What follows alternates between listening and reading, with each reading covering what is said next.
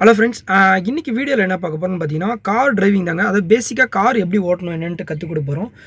Car கற்றுக்க என்னென்ன தேவைன்றது basic thing தான். அதாவது பார்த்தீங்கன்னா நிறைய பேர் பயப்படுறாங்க கார் ஓட்டுறதுனால. டூ வீலர் நல்லா ஓட்டிடுறாங்க, ஆனால் கார் ஓட்டணும்னா ரொம்ப பயப்படுறாங்க.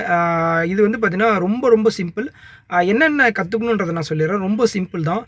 இன்றைக்கி வந்து பேசிக்காக பார்த்தீங்கன்னா நம்ம வந்து 2 விஷயம் தான் கற்றுக்க போகிறோம். கீர் எப்படி அப்ளை பண்ணுறது, ரெண்டாவது வந்து கிளச்சு, ஆக்சிலேட்டர், பிரேக் இது எப்பப்போ அப்ளை பண்ணணும், எப்படி அப்ளை பண்ணணும் தான் கற்றுக்க போகிறோம்.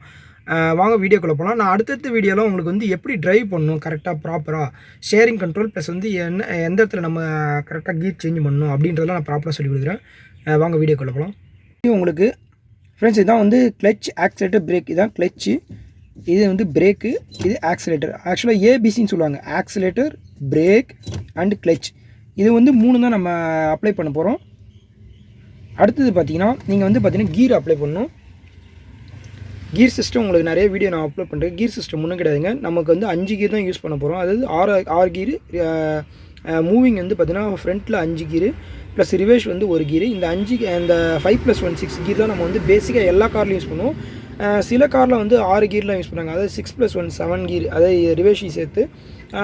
ப்ரீவியஸ்லாம் பார்த்திங்கன்னா ஒரு 10 இயர்ஸ் பேக்லாம் பார்த்தீங்கன்னா 4 கீர் கார் தான் யூஸ் பண்ணுது. அதாவது 4 கீரும் ப்ளஸ் வந்து ரிவர்ஸ் கீர் 5 கீராக இருந்தது. இதில் பார்த்தீங்கன்னா ஒன்றும் கிடையாது. இதில் 5+1 கொடுத்துருக்காங்க. இந்த ஆக்சிலேட்டர், கிளச்சு, பிரேக் இது பார்த்தீங்கன்னா நீங்கள் எப்படின்னு சொல்கிறேன். ஒன்றும் இல்லைங்க, இந்த ஆக்சிலேட்டர் தான் நம்ம ஆக்சிலேட்டர் கொடுத்தா வண்டி போகும். இது எல்லாருக்குமே தெரியும். டூ வீலர் யாருக்கெல்லாம் ஓட்ட தெரியுமோ அதே கான்செப்ட் தான். அதில் ஒன்றும் அதிக வித்தியாசம் கிடையாது.